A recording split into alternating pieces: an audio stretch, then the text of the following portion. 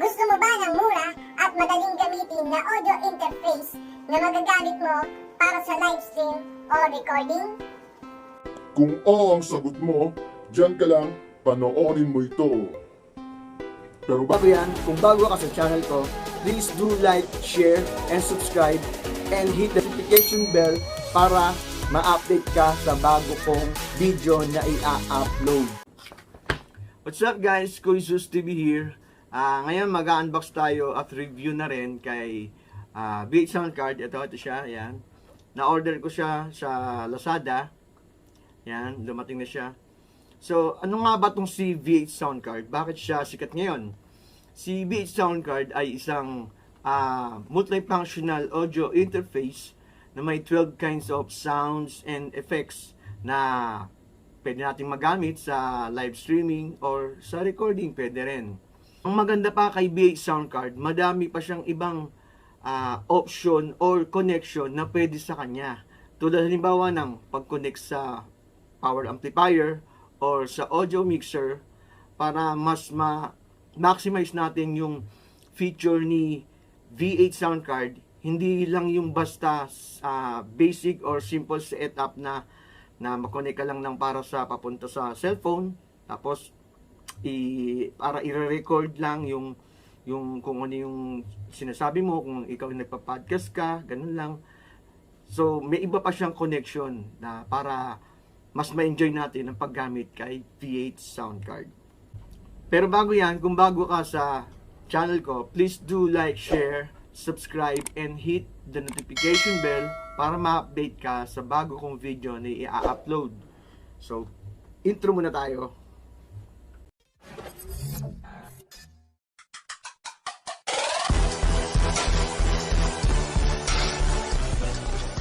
Welcome back guys, Kuy Zeus TV here. So mag-unbox na tayo and reviews tungkol kay V8 sound card.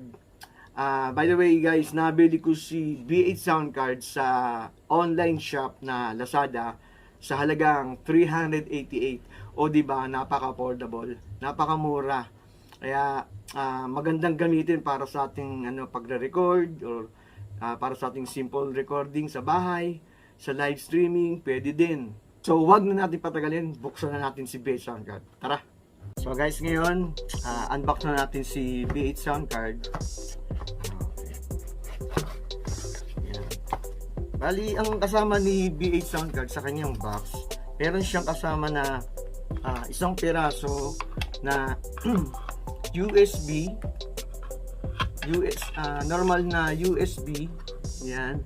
Nakabilang dulo ay mini USB. Yan, para to sa charger. Para sa charger or connection papunta sa laptop or desktop computer. So, ayan, isang piraso. Then, two pieces na mini USB ang kabila. Then, ang kabilang dulo niya ay phone jack na 3.5mm na ito ay TRRS. So, bakit TRRS? TRRS, ibig sabihin, tip ring sleeve. So, para mas maintindihan nyo kung ano yung TRRS, magpapakita ko ng picture dito sa taas. Yan, para mas maintindihan nyo kung ano yung TRRS. So, dalawang piraso na phone jack na 3.5mm, kabila ay mini USB. So, tabi natin siya. Then, syempre, yung ating bida na si V8 sound card. Ayan.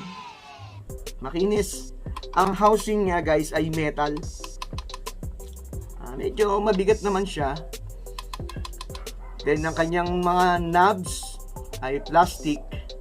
Plastic siya. Ayan. The power button. Then itong mga buttons na to, rubber siya. Rubberized. Ayan.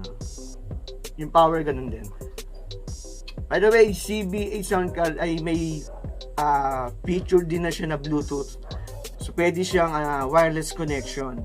Mamaya, tuturo ko sa inyo kung paano i-connect ang mobile phone or any device na via Bluetooth papunta kay V8 sound card. Okay? Then, may isa pa siyang kasama na ito. kanyang user guide, manual. Yan. So hindi ko na babasahin to kasi familiar na ako sa connection kay VH Sound Card. Pero ma-advise ko sa inyo guys, lalo sa mga beginner, mas maganda kung basahin nyo to para mas maintindihan nyo after nyo mapanood tong video natin kay VH Sound Card, mas maintindihan nyo siya. Okay? Sige, balik na isa sa box. So, i-explain ko muna yung sa kanyang front panel.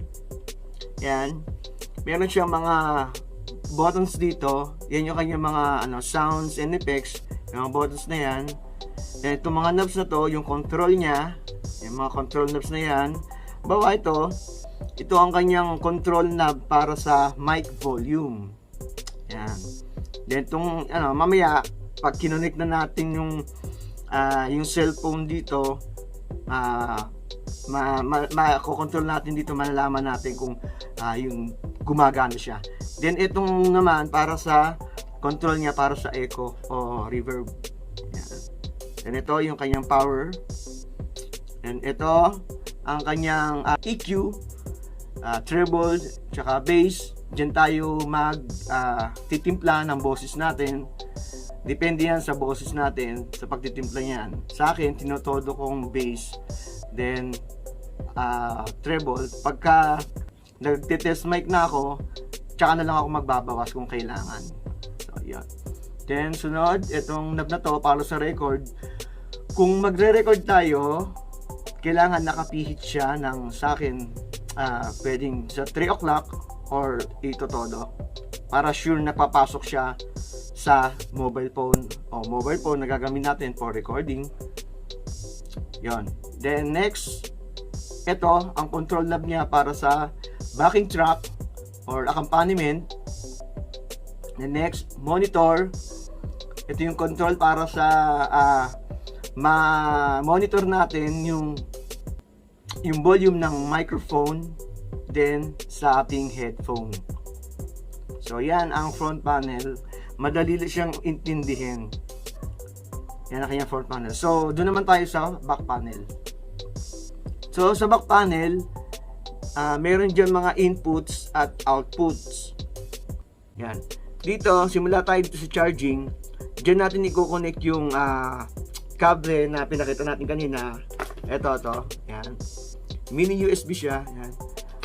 For charger, kung i-charge natin siya, or pwede rin na i-connect natin siya yung kabila niya papunta sa desktop or laptop para if ever gusto nating mag-record gamit ang DAW o halimbawa katulad ng Audacity. By the way guys, kung gusto niyo matutunan kung paano i-connect si VH Sound Card sa laptop at gagamit tayo ng DAW for recording, like example si Audacity, next video gagawa tayo ng separate video tungkol dyan. Then kung gusto nyo mag song cover gamit si VH Sound Card habang kayo nagigitara at kumakanta, shoutout nyo sa comment at gagawa natin ng video para next upload natin ng video natin, ituturo natin kung paano ang kanyang setup. So, tapusin mo itong video na to. Sa bandang dulo, sasabihin ko lahat ng detalye at ang link kung saan makakabili ng VH Sound Card na mas mura. Kasi nakita ko sa Lazada, iba-iba ang price niya depende sa store na nag-handle kay VH Sound Card. May mas mura pa. So, kung gusto niyo mas makakamura kayo, ilalagay ko sa description yung link nung store na pwede nyong puntahan para makabili kayo ng VH Sound Card at BM800. So, okay. Proceed na tayo sa pagkoconnect kay VH Sound Card. So, bago natin siya i-open, connect muna natin yung mga cables na kailangan. Okay. So, itong isa, ilagay natin sa live 1. Yan. So itong sa charging, hindi mo natin siya gagamitin since full battery pa naman siya. So itatabi muna natin siya. Okay? Itong isa, pwede nating gamitin itong isa para sa halimbawa, dalawang cellphone gagamitin natin. Halimbawa, yung isa para sa live, yung isa para sa recording, pwede namang sabay. Since ngayon, ang gagamitin natin ay isang cellphone lang muna, so tabi muna natin itong isa. Then next, headset. Pwede siya dito sa earphone or pwede sa headphone. Kahit alin yan po pwede siya. So, dito natin siya lagay sa earphone. Yan. Then next, kailangan natin ng cable para sa ating condenser mic. Yung kabila niya ay female XLR. Yung ang kabila ay 3.5 mm na TRS. So, kabit natin siya dito sa condenser mic. Yan. Then, syempre, kailanganin natin ang condenser mic. Ito, si BM800. Si BM800 ay sikat din na condenser mic ngayon dahil napakamurang halaga niya. So lagi siya pinapartner kay B8 sound card. And guys, kung gusto niyo rin makabili ng ganitong condenser mic, ilalagay ko rin sa description box yung link kung saan kayo makakabili ng ganitong condenser mic BM800 and katulad at si B8 sound card. So connect natin siya dito sa XLR. Yan. Okay. Malalaman mo na-connect na siya kung nag-snap. Yan. Tutunog siya. Yan. Okay. And so ngayon guys, na-connect na natin si B8 sound card dito sa ating mobile phone na siyang magre-record. Maririnig natin dito kay B8 sound card papunta rito sa ating mobile phone na siyang magre-record. Okay? Record na natin. Hit natin ng record. Yan. So yan, nagro-roll na siya. Hello, sound test. Check. Check. So ngayon, na-connect na natin ang ating mobile phone dito kay B8 sound card para ma-testing natin yung kanyang. So, ito yung kanyang mga effects. Halimbawa, merong merong nag-joke tapos wala, di ba? Tapos may kumanta magaling. May kumanta magaling.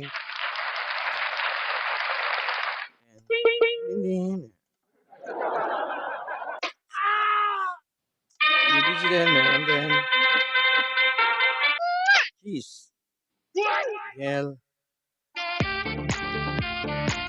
Meron din siyang background. Gunshot. And awkward. Cheer.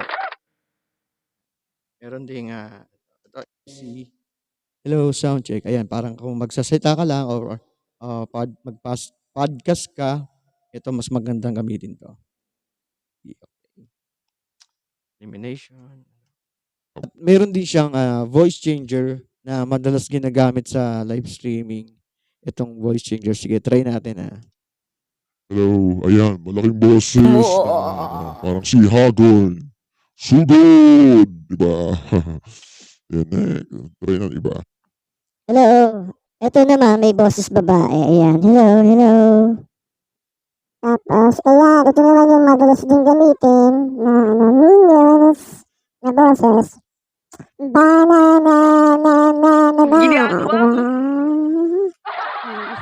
So guys, sana natulungan ko kayo kung paano gamitin si B8 sound card at sa kanyang mga connections.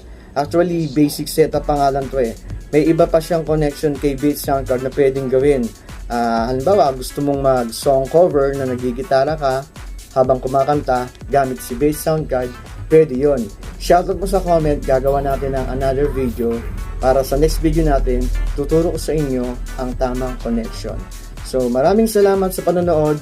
Laging tatandaan, daig ng maagap ang taong masipag. Kaya kung gusto mong masenso, kumilos ka. Sabi nga nasa Diyos ang awa, nasa tao ang gawa. Diba? Kuizus TV signing out. Bye-bye!